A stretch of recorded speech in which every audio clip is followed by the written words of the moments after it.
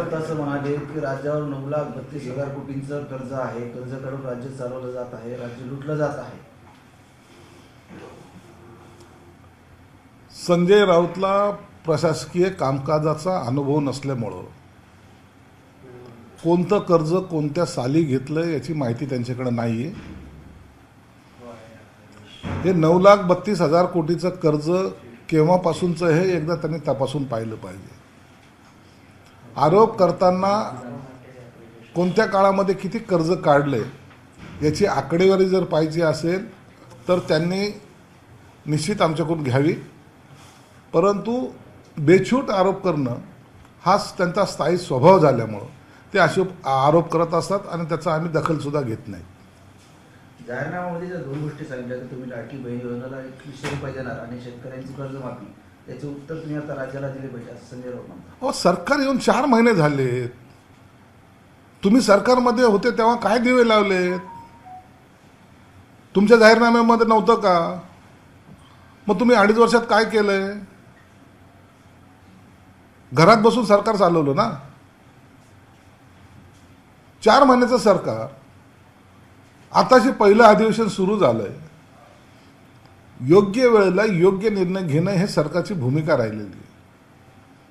म्हणून या सर्व बाबीवर सुद्धा योग्य तो निर्णय होईल याच्याबद्दल निश्चिंत राहिलं पाहिजे.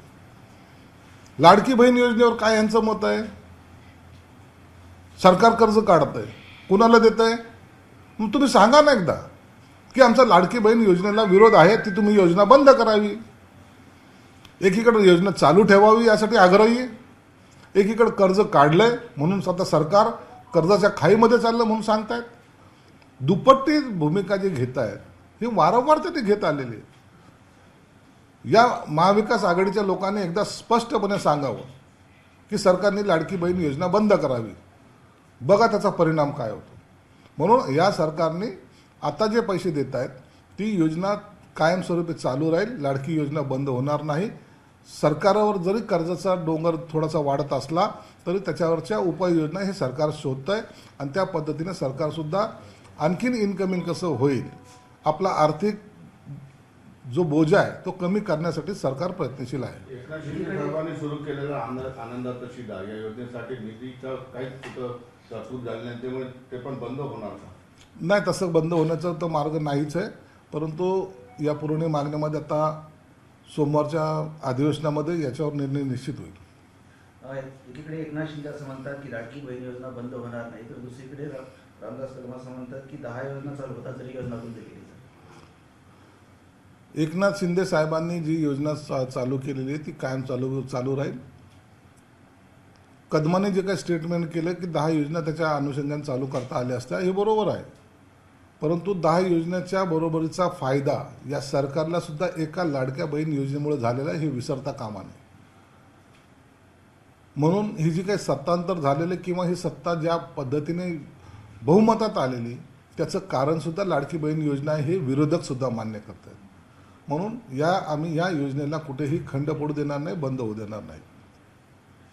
नगरविकास विभागाच्या 10,000 कोटीच्या निधीला कात्री लावण्यात आलेला आहे, त्यामुळे अनेक आमदार आता नाराजी हळूहळू व्यक्त करतात. काही योजना या निश्चित आम्ही मान्य करतो की सरकारचा असलेला बोजा हा जर कमी करायचा असेल तर काही योजनेला कात्री ही थोड्या बहुत प्रमाणात लावली गेलेली आहे, हे नाकारता येत नाही. परंतु जशी परिस्थिती सुधारेल त्या टायमाला या सर्व निधी पुन्हा त्यांच्याकडे वर्ग करण्यात येतील. जयंत पाटील लवकरच वेगळा निर्णय घेतील असं अमोल विटकरी म्हटले. जयंत पाटलाबद्दल मी पहिलेच वक्तव्य केलेलं की ते जास्त काळ त्या राहण्याच्या मनस्थितीत नाही आहेत.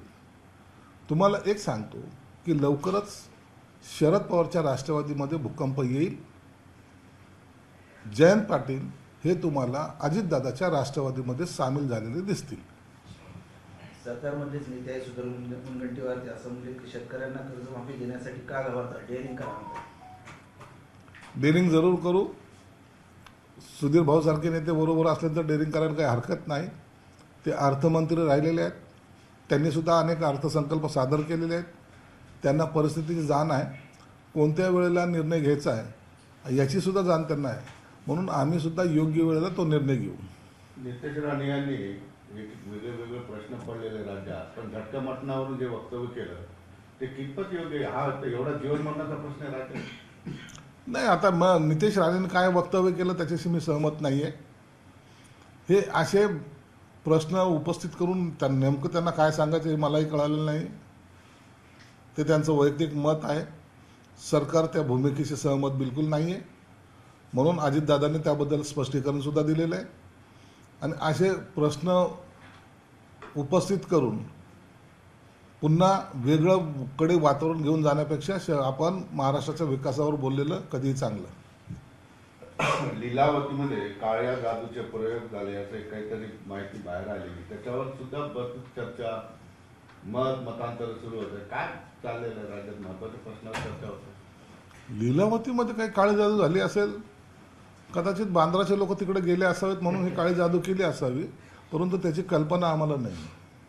बुलढाण्यामध्ये एका शेतकऱ्याने आत्महत्या केली आहे. त्या शेतकऱ्याला राज्य शासनाचा पुरस्कार मिळालेला होता आणि शेतीला पाणी मिळत नाही म्हणून त्याच्यावर आत्महत्याची वेळ आली आहे आणि त्याने 3 पाणी सुसाईड नोट लिहिली आहे. म्हणजे शासनाचा शेतकऱ्या चांगली शेती केल्याचा पुरस्कार असलेला एक शेतकरी आज विषारी औषध घेऊन आत्महत्या करतो.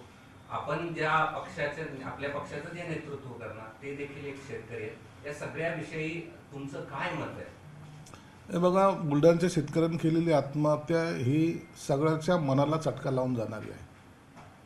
एक शेतकरी जो त्याचं कुटुंब उभं करण्याचा प्रयत्न करतो, आदर्श शेतकरी म्हणून तो गणला जातो, त्याला पुरस्कार प्राप्त होतो, परंतु निसर्गाच्या कोपामुळं किंवा पाणी न मिळाल्यामुळं त्याला आत्महत्या करावं लागते. हे दुर्दैव आहे. या सगळ्या प्रश्नाची उत्तरं निसर्गावर जरी आपण अवलंबून असलो तरी शासनाला द्यावी लागतात.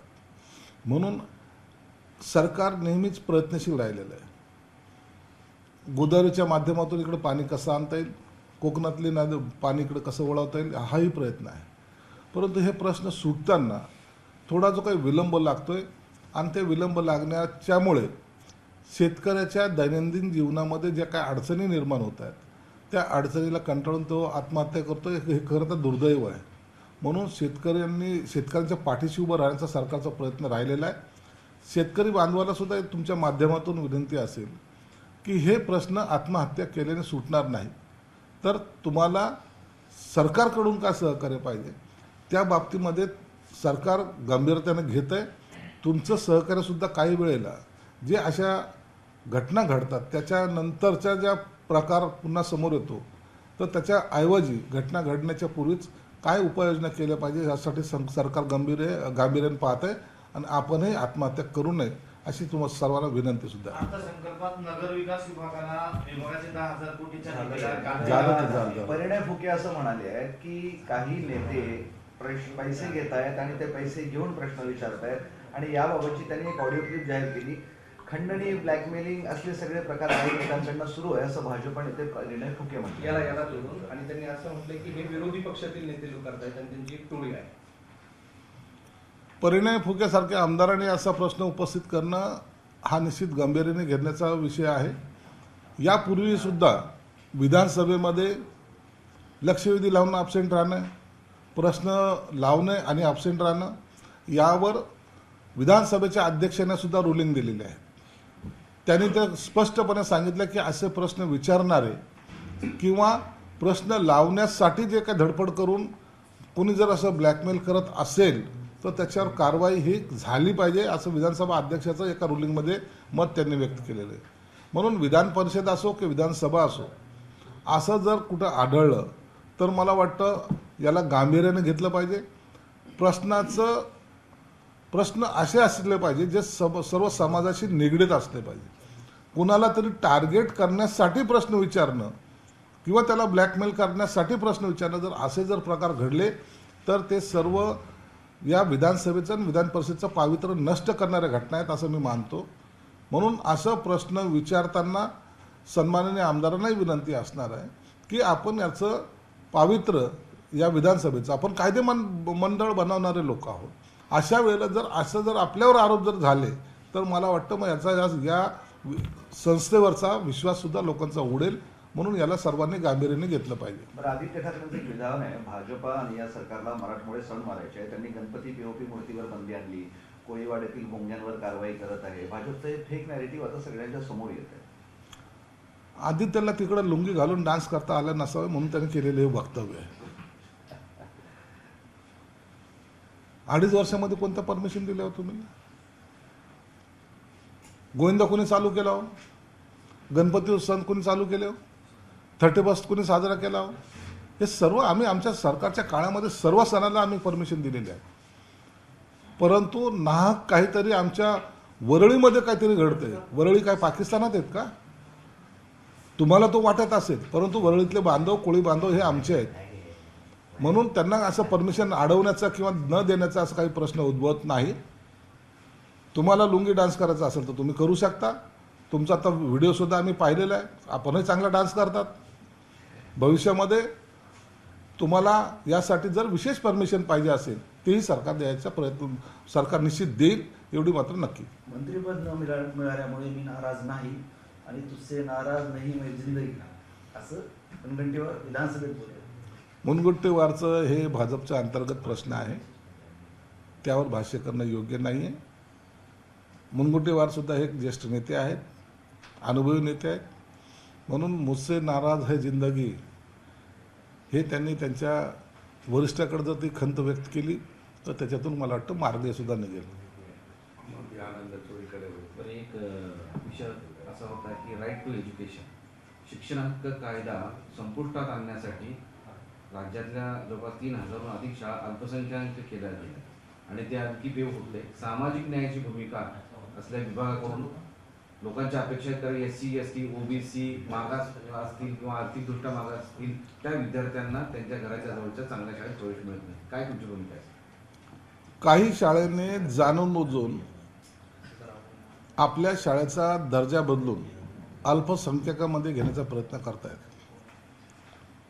ते यासाठी की त्यांना शासनाच्या अटी किंवा शासनामध्ये असलेल्या बाकी इतर गोष्टीला समोर जाता येऊ नये, मनमानी कारभार करता यावा, मनमानी फीस घेता यावी आणि ज्या समाज हा शिक्षणापासून वंचित राहतोय त्याला आपल्या इथं प्रवेशसुद्धा देऊ नये असा एकंदरीत त्यांचा कट असल्याचा संशय येतो.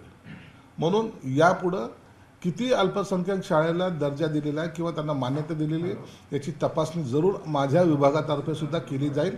सामाजिक न्यायामध्ये सर्वांना समान हक्क, राईट टू एज्युकेशन जो हा अधिकार आहे त्याला जर कोणी डॅश मारत असेल, धक्का देत असेल तर त्यांच्यावर त्या लोकांवर फौजदारी स्वरूपाचे गुन्हे दाखल करण्याचा आमचा मानस राहणार. याच अनुषंगाने आणखी एक प्रश्न की आपल्या जिल्ह्यात मराठवाड्यात बालविवाहांचं प्रमाण खूप जास्त वाढलं आणि काही प्रमाणात तर आता मुलींचे पालकच पैसे घेऊन मुलींचं लग्न लावतोय, अशी घटना पुढे आलेली आहे.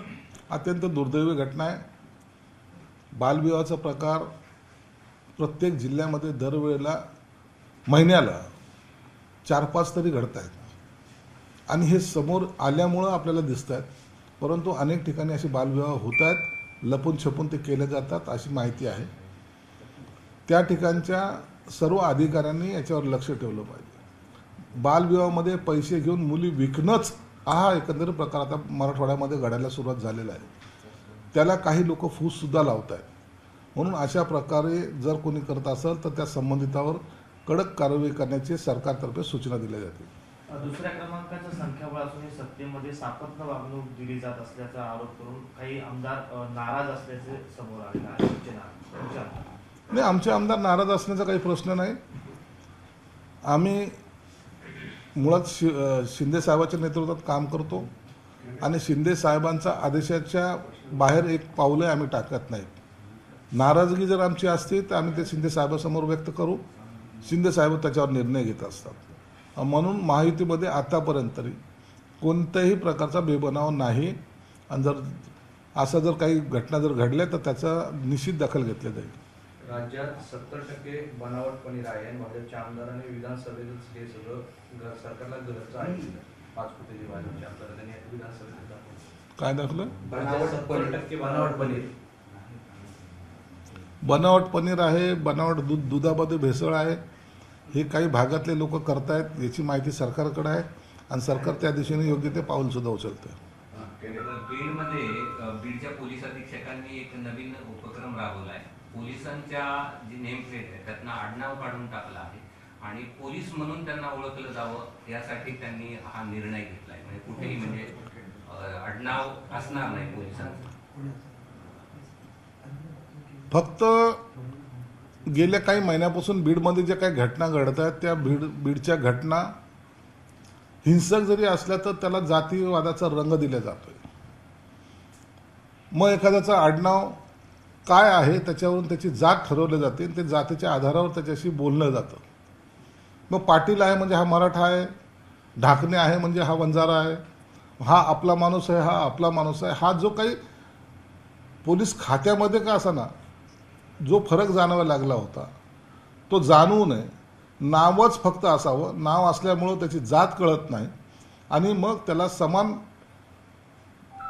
तुम्हाला न्याय देताना सुद्धा अडचण येत नाही. नसता पोलिसांना सुद्धा काही समाजकंटक तू आमचा माणूस आहेस, आम्हाला सहकार्य कर अशी जी काही भूमिका घेतली त्याच्यामुळं पोलीस अधीक्षकांनी एक चांगला निर्णय घेतलेला आहे, त्यांचं आम्ही स्वागत करतो. आडनावामुळं जात दिसते आणि जातेमुळं सहकार्य मिळायची भावना निर्माण होते. हे न करता कायद्याच्या नुसारच काम केलं पाहिजे ही त्यांची भूमिका आहे आणि अशी भूमिका प्रत्येकाची असली पाहिजे असं आमचं मत आहे. राज्यात राबवला जावं, राज्याचं निश्चित राबवलं जावं, निश्चित राबवलं जावं. फक्त आडनावावरून जर तो माणूस कार्यक्षम तुम्हाला वाटत असेल तर हे चुकीचं आहे किंवा त्याच्यामुळं जर त्याच्या कार्य करण्यामध्ये अडचण येत असेल तर ही आडनावाची प्रथा ही काढली तर कधीच निश्चितच त्याचं स्वागत महाराष्ट्रात केलं जाईल. तर पोलीस काही गंध लावतात, जाती सूचक गंध असेल किंवा विभूती असेल हे सुद्धा बंद झालं. नाही, गंध लावणं, माळ घालणं किंवा अंगठ्या घालणं याला काही तुम्हाला बंधनकारक करता येणार नाही. हा त्याचा धार्मिकतेचा प्रश्न आहे. परंतु नावामुळं ही जात दिसते एवढं मात्र निश्चित आहे. गंध लावण्याला कोणीही विरोध करणार नाही. एबीपी माझा, उघडा डोळे बघा नीट.